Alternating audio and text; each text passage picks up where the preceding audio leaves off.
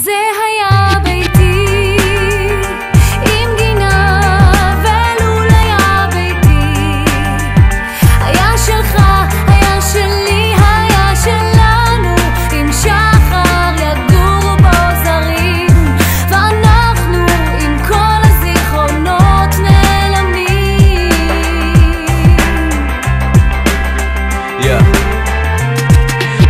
נלחמנו כל כך הרבה ששכחנו על מה. בשבילי זאת מלחמה, בשבילם זאת פרנסה, בשבילי זה הבית, בשבילם זה סתם עוד קו על מפה. מזמן זה נהפך להיות הרבה יותר מסתם אדמה.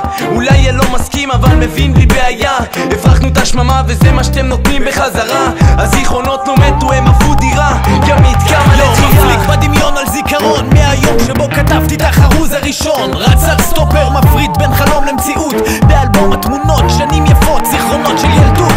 כלום לא יעצור את הזמן שעון דופק, מחוקים זזים קדימה ואני מתרחק. אין מקום כמו הבית, זה לא עוד משפט מצוץ של הגיבורה בספר, רק עושה זה היה ביתי